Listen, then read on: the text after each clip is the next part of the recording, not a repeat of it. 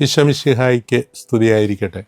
ചെറിയൊരു പ്രാർത്ഥനയോടുകൂടി നമുക്ക് ആരംഭിക്കാം. ഞങ്ങളുടെ കർത്താവായ ഈശോയെ, നിൻ്റെ ദിവ്യരഹസ്യങ്ങളെക്കുറിച്ച് പ്രാർത്ഥനാപൂർവ്വം ചിന്തിക്കുവാൻ ഞങ്ങളെ ശക്തിപ്പെടുത്തണമേ.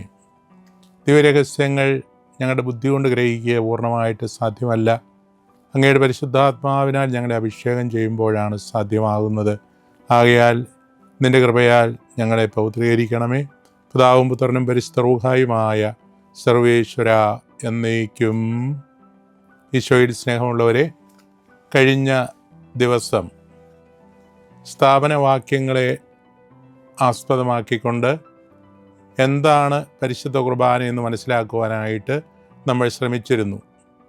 അതിൽ നമ്മൾ പറഞ്ഞ ഒരു ആക്ഷൻ വാഴ്ത്തുക എന്നുള്ളതാണ്. ദൈവത്തെ വാഴ്ത്തുക, അപ്പമെടുത്ത് വാഴ്ത്തുന്ന പ്രാർത്ഥനകളെക്കുറിച്ച് നമ്മൾ അനാഫ്രയിൽ പഠിക്കുകയാണ്. നമ്മൾ എന്താണ് ചെയ്യുന്നതെന്ന് ചെയ്തുകൊണ്ടിരിക്കുന്ന സമയം തന്നെയാണ് സ്ഥാപനവാക്യങ്ങളിലൂടെ ഓർമ്മിക്കുന്നത്. നമ്മൾ മദ്ബഹായിലേക്ക് ആഘോഷമായിട്ട് പ്രവേശിക്കുന്നു. 3 പ്രാവശ്യം കുനിഞ്ഞ് ആചാരം ചെയ്ത് ഈ പരിശുദ്ധ കുർബാന യോഗ്യതയോടെ അർപ്പിക്കുവാനും, യോഗ്യതയോടെയാണ് അർപ്പിക്കേണ്ടത്, കഴുകി വെടിപ്പാക്കപ്പെട്ട മനസാക്ഷിയോടെയാണ് അർപ്പിക്കേണ്ടത്. അങ്ങനെയുള്ള കാര്യങ്ങളെല്ലാം ഹൃദയത്തിൽ ചിന്തിച്ച് ഒരനുതാപത്തോടുകൂടി, ചെറിയൊരു ഒരുക്കത്തോടുകൂടി മദ്ബഹായിലേക്ക് പ്രവേശിക്കുകയാണ്. മദ്ബഹായിലേക്ക് പ്രവേശിക്കുന്ന പുരോഹിതൻ്റെ ഉള്ളിലുണ്ടാകേണ്ട ചിന്തകൾ എന്തൊക്കെയാണ്? മദ്ബഹ സ്വർഗമാണ്. മാലാഖമാരുടെ അന്തരീക്ഷം, മലാഖമാർ ദൈവത്തെ പരിശുദ്ധൻ പരിശുദ്ധൻ എന്ന് പാടിപ്പോഴ്ത്തുന്ന അന്തരീക്ഷം, അതുപോലെ ദൈവത്തിൻ്റെ പരമപരിശുദ്ധി അനുഭവിച്ചറിയുന്ന ഒരവസ്ഥ മദ്ബഹായിൽ അനുഭവപ്പെടുകയാണ്. അങ്ങനെയുള്ള മദ്ബഹായിലേക്ക്, കർത്താവിൻ്റെ സിംഹാസനത്തിൻ്റെ അടുക്കിലേക്ക്, ബലിപീഠത്തിലേക്ക് കടന്നു വരികയാണ്. അങ്ങനെ വരുന്ന പാപിയായ ഒരു വ്യക്തി ദൈവസന്നിധിയിലേക്ക് കടന്നു വരുമ്പോൾ അവന് തീർച്ചയായും ഒരു അയോഗ്യത ബോധമുണ്ടാവും. അതുകൊണ്ട് തന്നെ മനസ്സിന് വലിയ ഒരു ഭയം, ഒരു ധാർമ്മികമായ ഒരു ഭയം ഉണ്ടാവുക സ്വാഭാവികമാണ്. അദ്ദേഹം കടന്നു വന്നതിന് ശേഷം മദ്ബഹായിൽ ബലിപീഠത്തിൽ ആദ്യം നടുക്കും, പിന്നീട് ഈ ബലിപീഠത്തിൻ്റെ വലതുവശത്തും ഇടതുവശത്തും ചുംബിക്കുകയാണ്. കർത്താവിൻ്റെ ബലിപീഠത്തോടുള്ള, സിംഹാസനത്തോടുള്ള ആദരവും വണക്കവും അതുവഴിയായിട്ട് പ്രകടിപ്പിക്കുകയാണ്. ദൈവസാന്നിധ്യത്തിൻ്റെ ഭയജനകമായ അനുഭവം കൊണ്ട് നിറഞ്ഞ പുരോഹിതൻ്റെ മനസ്സ് അദ്ദേഹത്തിൻ്റെ പ്രാർത്ഥനയിൽ നമുക്ക് കാണുവാൻ സാധിക്കും. അനാഫ്രയിൽ പ്രധാനമായിട്ടും 4 ഘടകങ്ങളാണുള്ളത്. ഒന്നാമതായിട്ട് കുശാപ്പ പ്രാർത്ഥന, രണ്ടാമത് പ്രാർത്ഥന, മൂന്നാമത് ഗഹാന്ത പ്രാർത്ഥന, പ്രണാമ ജപം, നാലാമത് കാനോന പ്രാർത്ഥന. കാനോന ഒരു പ്രണാമജപ വൃത്തത്തിൻ്റെ കൺക്ലൂഷനാണ്. അങ്ങനെയുള്ള 4 പ്രണാമജപ വൃത്തങ്ങളാണ് നമ്മുടെ അദായി ആൻഡ് മാറിയയുടെ പേരിൽ അറിയപ്പെടുന്ന കുർബാനയിൽ ഉള്ളത്. ഇവിടെ ആദ്യത്തെ ഗഹാന്ത അനാഫ്രയ്ക്ക് മുഴുവനുമായിട്ടുള്ള ഒരു ഒരുക്കമാണ്. യഥാർത്ഥ അനാഫ്രയിലേക്ക് പ്രവേശിക്കുന്നത് 2ാമത്തെ പ്രണാമജപ വൃത്തത്തിലൂടെയാണ്. അതിനുള്ളൊരു ഒരുക്കം ഈ ആദ്യത്തെ പ്രണാമജപ വൃത്തത്തിൽ നമ്മൾ കാണുകയാണ്. ഇവിടുത്തെ ആദ്യത്തെ പ്രണാമജപ വൃത്തം നമ്മളൊന്ന് പഠിക്കുവാൻ ശ്രമിക്കുകയാണ്.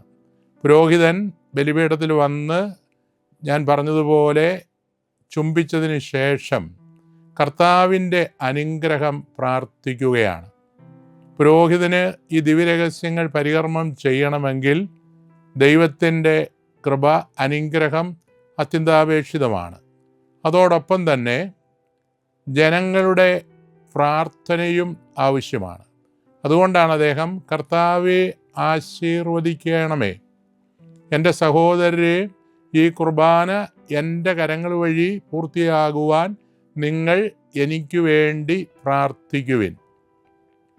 പുരോഹിതൻ സമൂഹത്തിൻ്റെ പേരിലാണ് കുർബാന അർപ്പിക്കുന്നത്, സമൂഹത്തിന് വേണ്ടിയാണ് കുർബാന അർപ്പിക്കുന്നത്, സമൂഹത്തോടൊപ്പമാണ് കുർബാന അർപ്പിക്കുന്നത്.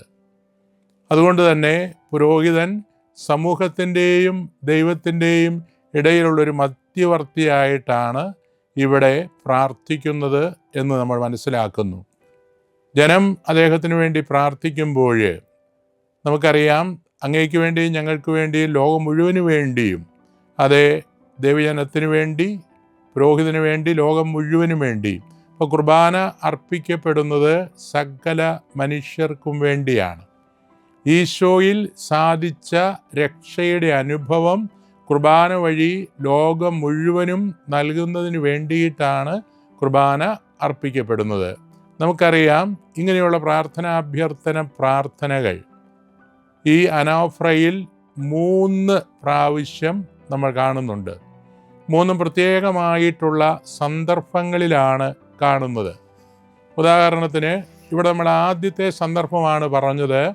പുരോഹിതൻ അതിവിശുദ്ധമായ മദ്ബഹയിലേക്ക് കടന്നു വരുമ്പോഴുണ്ടാകുന്ന അയോഗ്യതാബോധവും അദ്ദേഹത്തിനുണ്ടാകുന്ന ഒരു കുറ്റബോധം അല്ലെങ്കിൽ പാവബോധവും അനുതാപവും കൊണ്ട് അദ്ദേഹം ദൈവാനുഗ്രഹം പ്രാർത്ഥിക്കുന്നെങ്കിൽ, ജനങ്ങളുടെ പ്രാർത്ഥന അഭ്യർത്ഥിക്കുന്നെങ്കിൽ, രണ്ടാമത് വരുന്നത് നമുക്കറിയാം, കുശാപ്പ പ്രാർത്ഥന കഴിഞ്ഞിട്ടാണ്. ആ കുശാപ്പയിൽ യേശയ്യായ്ക്ക് ഉണ്ടായ വലിയ ഒരനുഭവം കുശാപ്പയിൽ രണ്ടാമത്തെ കുശാപ്പയിൽ അങ്ങനെ അയവിറക്കുന്നുണ്ട്. അതിനുശേഷം തൻ്റെ അയോഗ്യതയെക്കുറിച്ച് ചിന്തിക്കുമ്പോൾ ജനത്തിൻ്റെ പ്രാർത്ഥനയും കർത്താവിൻ്റെ ആശീർവാദവും അവിടെയും അദ്ദേഹം തേടുകയാണ്. അതിനുശേഷം നമ്മൾ കാണുന്നത് 4-ാമത്തെ ഗഹാന്തായിലാണ്. അതിന് തൊട്ട് മുൻപാണ്. അവിടെ പരിശുദ്ധാത്മാവ് കടന്നു വരുന്നതിന് തൊട്ട് മുൻപ് സ്വർഗത്തിൽ നിന്ന് പരിശുദ്ധാത്മാവ് അപ്പത്തിൻ്റെയും വീഞ്ഞിൻ്റെയും മേൽ ആവസിച്ച് പ്രവർത്തിക്കുന്നതിന് വേണ്ടിയുള്ള വലിയ ഒരു ഒരുക്കം, അതിനുള്ള വലിയ കൃപ, അദ്ദേഹത്തിന് പ്രാർത്ഥിക്കുവാൻ തക്കവണ്ണമുള്ള ഒരു ശക്തി ലഭിക്കുന്നതിന് വേണ്ടിയിട്ട് കർത്താവിൻ്റെ ആശീർവാദം തേടുകയും ജനത്തോട് പ്രാർത്ഥന അഭ്യർത്ഥിക്കുകയും ചെയ്യുകയാണ്. ഇങ്ങനെ 3 അവസരങ്ങളിൽ പ്രാർത്ഥന നടത്തുന്നത് നമ്മൾ അദായിയാൻ മാറിയുടെ അനാഫ്രയിൽ വ്യക്തമായിട്ട് കാണുന്നുണ്ട്. വീണ്ടും നമുക്കറിയാം, കുശാപ്പ പ്രാർത്ഥനകളാണ്.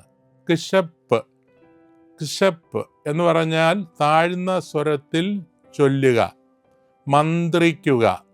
നമ്മുടെ ഭാഷയിൽ പറഞ്ഞാൽ കുശുകുശുക്കുക. താഴ്ന്ന സ്വരത്തിൽ ചൊല്ലുന്ന പ്രാർത്ഥനയാണ് ഈ പറഞ്ഞ കുശാപ്പ പ്രാർത്ഥന.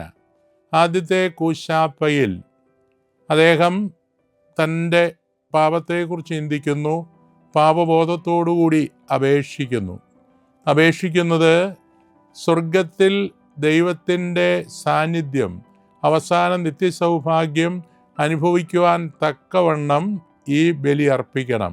ഈ ബലിയർപ്പണം വഴിയായി ദൈവാനുഭവം സ്വന്തമാക്കണം. യുഗാന്ത്യത്തിൽ സ്വർഗസൗഭാഗ്യം അനുഭവിക്കുവാനുള്ള കൃപ ലഭിക്കണം. അതിന് തക്കവണ്ണമുള്ള ഒരു പൗത്രീകരണം ഈ കുർബാനയിൽ സംഭവിക്കണം. പരിശുദ്ധ കുർബാനയിൽ നടക്കുന്ന ഈ പൗത്രീകരണം ഓരോ വ്യക്തിക്കും സ്വർഗത്തിലേക്ക് പ്രവേശിക്കുന്നതിനുള്ള ഒരു വിശുദ്ധീകരണമായിട്ട് മാറണമെന്ന് നമ്മൾ ഈ പ്രാർത്ഥനയിൽ കണ്ടെത്തുകയാണ്. വീണ്ടും നമുക്കറിയാം, ഈ കുശാപ്പ പ്രാർത്ഥന വാസ്തവത്തിൽ ഗഹാന്ത പ്രാർത്ഥനയിലേക്കുള്ള ഒരു വഴിയാണ്, അതല്ലെങ്കിൽ ഒരു ഒരുക്കമാണ്. ഗഹാന്ത പ്രണമിക്കുക എന്നാണല്ലോ വാക്കിൻ്റെ അർത്ഥം.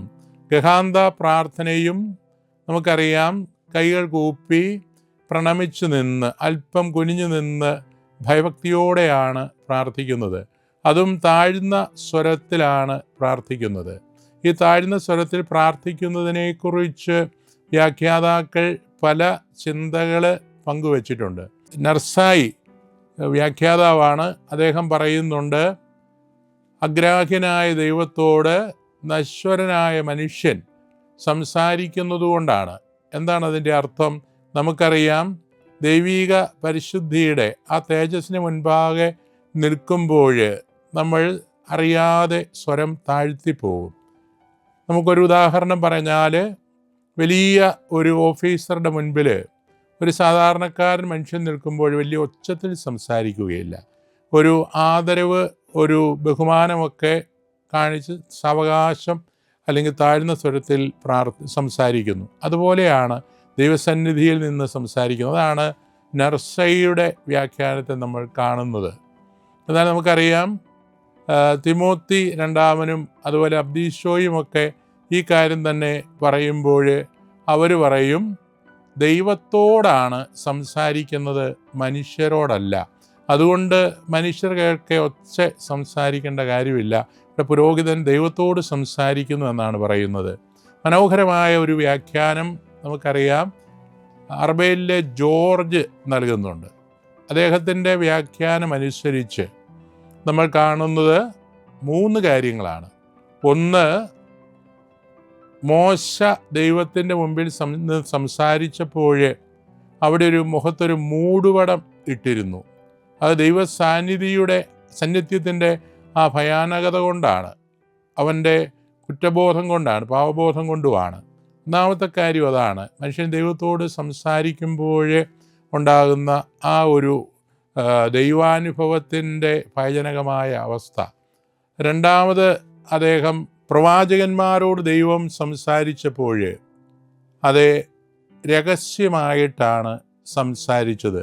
രഹസ്യമായിട്ട് സംസാരിക്കുമ്പോൾ വലിയ ശബ്ദത്തിൻ്റെ ആവശ്യമില്ല. മൂന്നാമത് പറയുന്നൊരു കാര്യം, ഈശോയുടെ ലോകത്തിലേക്കുള്ള വരവ് ആദ്യം അറിയുന്നത് ചുരുക്കം ചില ആൾക്കാരാണ്. നമുക്കറിയാം, മാലാഖമാരും അതുപോലെ പൂജ്യരായിട്ടുള്ള ചില വ്യക്തികളുമാണ്. അതുകൊണ്ടാണ് വാസ്തവത്തിൽ താഴ്ന്ന സ്വരത്തിൽ ഭക്തിപൂർവം ഇവിടെ പ്രാർത്ഥിക്കുന്നത്. ഈ 1-ാം ഗഹാന്ത പ്രാർത്ഥനയുടെ ഉള്ളടക്കവും കൂടി ചിന്തിക്കുക. അവിടെ പ്രധാനമായിട്ട് 3 കാര്യങ്ങളാണ് പറഞ്ഞിരിക്കുന്നത്. ഒന്നാമത്തെ കാര്യം, ദൈവം നൽകിയ സമൃദ്ധമായ അനുഗ്രഹങ്ങൾക്ക് ദൈവത്തിന് നന്ദി അർപ്പിക്കുകയാണ്.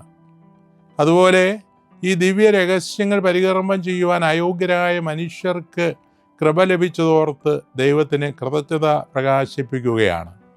വീണ്ടും മൂന്നാമതായിട്ട്, ഈ ദിവ്യരഹസ്യങ്ങൾ പരികർമ്മം ചെയ്യുന്നതിനുള്ള ദൈവകൃപയ്ക്കായി, ശക്തിക്കായിട്ട് പ്രാർത്ഥിക്കുകയാണ്. അങ്ങനെ 3 കാര്യങ്ങളാണ് ഈ പറഞ്ഞ ഗഹാന്ത പ്രാർത്ഥനയിൽ നമ്മൾ കാണുന്നത്. ഗഹാന്ത പ്രാർത്ഥനയ്ക്ക് ശേഷം വരുന്ന കാര്യങ്ങൾ നമുക്ക് അടുത്ത ക്ലാസ്സിൽ ചിന്തിക്കാം. ഇന്ന് നാം ഇവിടെ ഇപ്പോൾ അവസാനിപ്പിക്കുന്നു. ഈശോ നമ്മെ അനുഗ്രഹിക്കട്ടെ. ഈശോ മിശിഹായിക്ക് സ്തുതിയായിരിക്കട്ടെ.